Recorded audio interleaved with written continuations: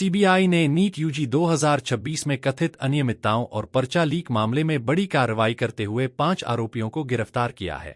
गिरफ्तार किए गए आरोपियों में 3 जयपुर, 1 गुरुग्राम और 1 नासिक से शामिल हैं। जांच एजेंसी कई अन्य संदिग्धों से पूछताछ कर रही है और मामले से जुड़े पूरे नेटवर्क की कड़ियों को जोड़ने में जुटी हुई है। देश भर में इस मामले को लेकर जांच का दायरा लगातार बढ़ाया जा रहा है। जांच के तहत सीबीआई की एक टीम दिल्ली स्थित राष्ट्रीय परीक्षा एजेंसी यानी एनटीए के मुख्यालय पहुंची, जहां से कई महत्वपूर्ण दस्तावेज और रिकॉर्ड एकत्र किए गए। एजेंसी इस मामले के हर पहलू की गहराई से जांच कर रही है। जानकारी के अनुसार जांच एजेंसी 7 राज्यों की पुलिस के साथ समन्वय बनाकर सभी तथ्यों को अपने स्तर पर एकत्र कर रही है। राजस्थान की स्पेशल ऑपरेशन ग्रुप यानी एसओजी के साथ भी सीबीआई लगातार संपर्क में है, क्योंकि शुरुआती जांच में एसओजी के हाथ कई अहम सुराग लगे थे। सीबीआई की जांच टीम राजस्थान के अलावा केरल और नासिक भी पहुंची है, जहां संदिग्ध गतिविधियों और संभावित कड़ियों की जांच की जा रही है। केंद्रीय शिक्षा मंत्रालय के उच्च शिक्षा विभाग की शिकायत के आधार पर मामला दर्ज होने के बाद सीबीआई ने देश भर में अपनी कार्रवाई तेज कर दी है। एजेंसी अब इस पूरे मामले के पीछे सक्रिय संभावित नेटवर्क का पता लगाने में जुटी है।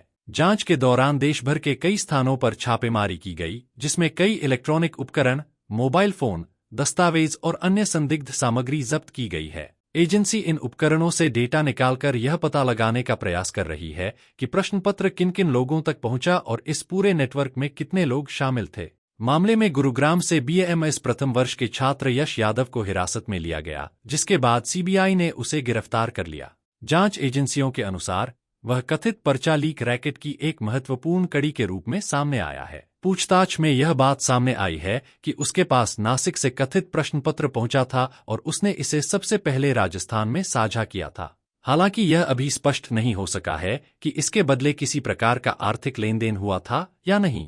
एसओजी की जांच में यह भी सामने आया कि यश की मुलाकात सीकर में कोचिंग के दौरान इस कथित गिरोह के सदस्यों से हुई थी। जांच एजेंसियों का दावा है कि 2 भाइयों को कथित तौर पर लाखों रुपए में प्रश्नपत्र उपलब्ध कराया गया और बाद में उसे अन्य लोगों तक पहुंचाया गया। इसके बाद कथित प्रश्नपत्र को कई कोचिंग सेंटरों और सोशल मीडिया प्लेटफॉर्म के माध्यम से आगे प्रसारित किए जाने की भी जानकारी सामने आई है। राजस्थान पुलिस ने यश से जुड़े बैंक खातों, मोबाइल कॉल रिकॉर्ड और हालिया संपर्कों से संबंधित जानकारी सीबीआई को सौंप दी है। वहीं दूसरी ओर गुरुग्राम पुलिस का कहना है कि फिलहाल स्थानीय स्तर पर पर्चा लीक से जुड़े प्रत्यक्ष साक्ष्य सामने नहीं आए हैं, लेकिन जांच लगातार जारी है। फिलहाल सीबीआई इस पूरे मामले की हर कड़ी को जोड़ते हुए देशव्यापी नेटवर्क का खुलासा करने की दिशा में तेजी से काम कर रही है और आने वाले दिनों में जांच में कई और बड़े खुलासे होने की संभावना जताई जा रही है।